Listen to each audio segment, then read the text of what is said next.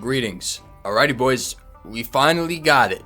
The Armory Rotation has occurred. It's been 80 odd days, I believe, since the last chance items were put up for last chance, and you guys can now collectively shut up for the next maybe 7 days or so until we ask for the next one. Season 5 has kicked off, so let's look at the Armory Rotation from a bird's eye view and look at the good, the bad, and the ugly. Because while there is some cool stuff, there is some stuff that definitely should be addressed, and something that I didn't expect Valve to actually do, so let's get into it. So I'm sure you're all aware, but we'll just put it out there. With the rotation, we received 5 new community maps, 3 regular maps, 1 hostage, 2 defusal, 2 wingman maps. We received 2 new skin collections, right? The Arabesque and Spy and Tech collection, and 2 new stickers, fruits, auto, and racing.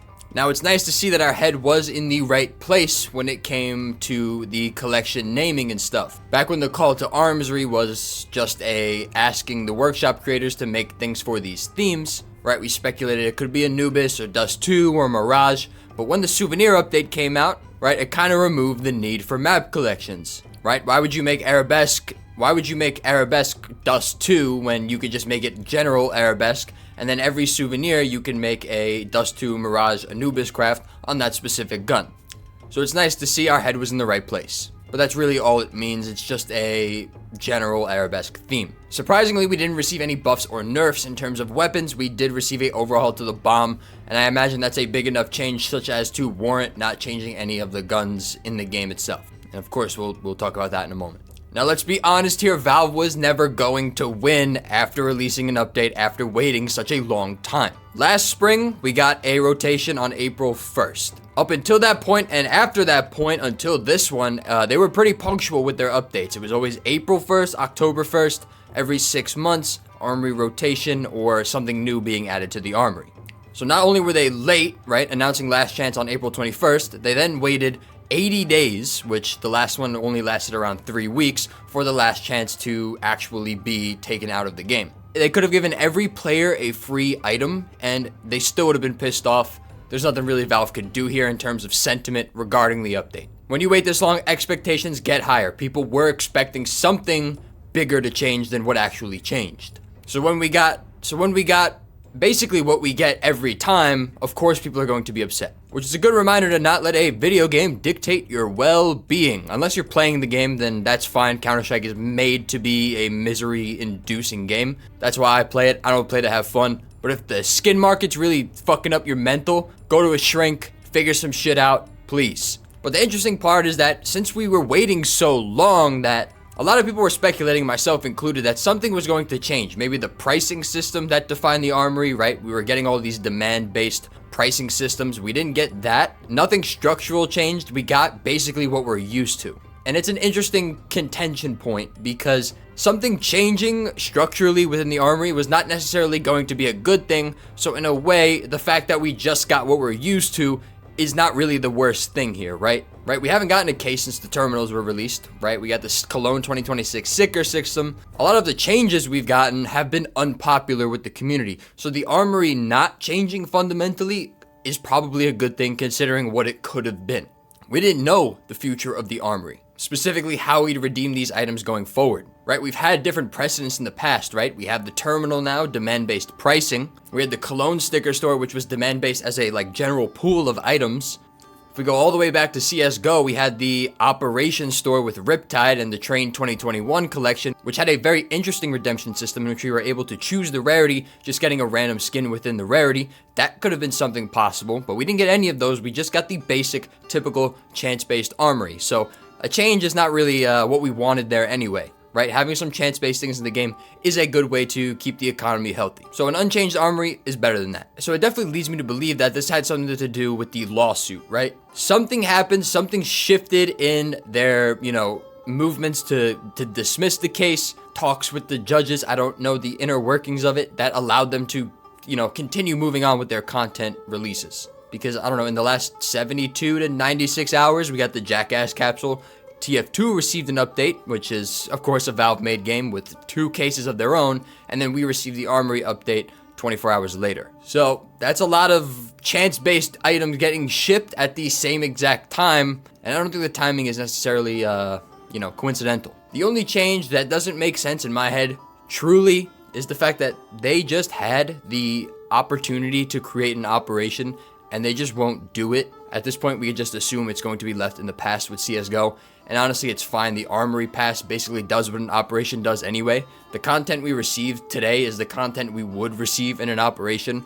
All they have to do is slap a fucking logo on the Armory Pass, and that's an operation. But if I was like the director of marketing at Valve, you just do it. You just make a fuck ton of fuck you money from creating an operation. 2 sticker collections, 2 skin collections, 3 new maps, 2 new wingman maps, cash, and then maybe some agents. Agents make sense. You just overhauled the third-person animation system that took you 2 years to do. Just released agents. That's a fucking operation. Add 6 stupid missions, and then you're good to go. Leaving that on the floor really doesn't make any sense to me. Now again, I never played the operations. I think they were fucking stupid, but it's still like right there. Just do it. This one's fun. We got a new hostage map where you rescue dogs instead of humans, which I like better because I like dogs better than humans anyway. It's a new map called Shelter. The map itself, aesthetics-wise, reminds me of like a CSGO era map, especially like an operation map. I didn't know this, but a few days ago, someone told me about the baggage map and how they added the little charms in the actual map before they added charms to the actual game. So maybe the fact that they have pets in the game right now as hostages is a pretty cool way of hinting at it before it actually comes, right? We know we had the animations in there already, so maybe something's on the horizon there. If Valve wanted to, I understand it's a community map, they could have just replaced the dogs with humans, but maybe that's something we get in the future. And now for the collections. And we'll get to the floats and the supplies and the interesting stuff as we continue on throughout the week. We're just looking at our first impressions here. But straight up, Spy Tech, not an overreaction here. This is verifiably the worst collection we've seen in the game ever. Go N2. Now, obviously, I'm going to leave out, like, the Inferno collection, which has, like, 3 skins in it. But I don't even know. The M4 Tornado is pretty fucking sick. This is a generational, all-time dud. What the fuck is this collection, bro? It wasn't just me. The first time I saw the pictures of the guns, I just went, that's an AK crossfade. Everyone else said the same thing. And it's a red. Print stream bullshit. That's what you get for, like, in the print stream.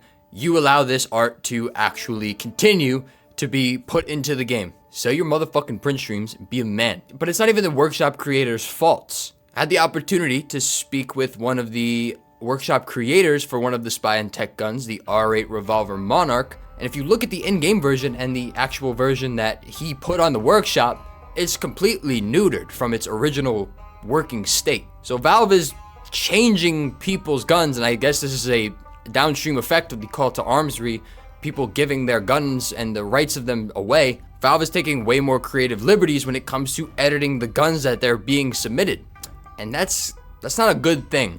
And it's not the only gun. The Scar 20 was changed, the MP9 was changed, and they look verifiably worse. Now, I understand that a collection can't look good top down, bottom to top. But that's then on you, Valve. That's not on the workshop creators for their guns to be neutered, their art to be spoiled for your end. Don't take a workshop creation, neuter it on purpose, and then release it. Especially without their consent. I mean, that's just fucked up. Now, I've always held the belief that Valve makes better skins than workshop creators because they can have more themed collections to them, right? Like the Norse collection was previously something only Valve would do. So Valve's skins always looked good because they always had like cohesive themes with their collections. And they've only made one skin out of both of these collections. It's the M4 like glitch, fatal glitch, I believe it's called. It looks like someone puked all over a boreal forest, like an alien puked all over a boreal forest. Fucking nauseating. Arabesque is the exception. Arabesque, we knew that shit was going to look good before it even came out. The workshop creations were absolutely amazing, and the Arabesque style and theme kind of lends itself towards CS's aesthetic more anyway, right? The most popular guns, the Dragon Lores, the Princes, the Gungnir's, the Desert Hydras, they all look upscale. And Arabesque, not work. These things just kind of lend themselves towards each other. My light just broke. Fantastic. It was all a lie. I was never in Dust 2. I was actually just in my room the entire time. Now, lastly, the bomb and the after plant got reworked. Instead of the typical gun buffs and nerfs we received, I guess it's because, we can't have too many things going on. We're all retarded CS players, so this is fine. The bomb plant change is actually pretty cool. Functions like a real bomb now. There's a shockwave, so if you're like in a corridor near the bomb, you'll die. But if you're like behind a few walls, but you're not really near the bomb and you're in like an industrial factory, you're not going to die anymore like Nuke, which is good because you couldn't fucking save on Nuke to save your life.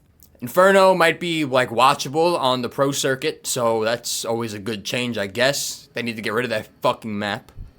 But no guns nerfed or buffed, which is definitely interesting. It's the first time that's happened in between seasons, so I guess that this was the replacement for that for right now.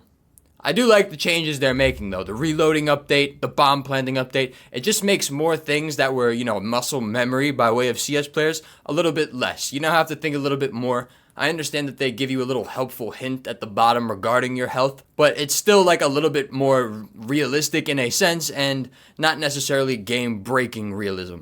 I know the game with the 5-7 where you can have a unicorn on it, it's more realistic now. But too bad, deal with it. Play a different fucking game if you don't like it. But it is just a little bit more beginner player friendly in a way because of the helpful bar at the bottom. So that's fine with me. No active drop collections, no new case, which I thought we realistically could have expected with the Jackass capsule coming out. But we didn't get that, alas. It's fine. Again, just seems like they could have went a little bit more above and beyond with this update. They didn't, and maybe they did keep some stuff behind because they knew no matter what they released, it would have been met with like pretty like loud sighs instead of just, excitement for the game getting an update. The nature of the game doesn't really allow itself to be updated every week like Deadlock, where all the fucking nerds find a new exploit to take advantage of this player over this player because there's like 80 billion different characters with a bunch of different shit. Counter-Strike, every time you throw a nade, it goes to the same exact place. Every time you shoot a bullet, it goes to the same exact place. What the fuck are you gonna change? You can't really change much. So stop fucking bitching about updates and play the game. You make me sick. You people make me sick to my stomach. Peace.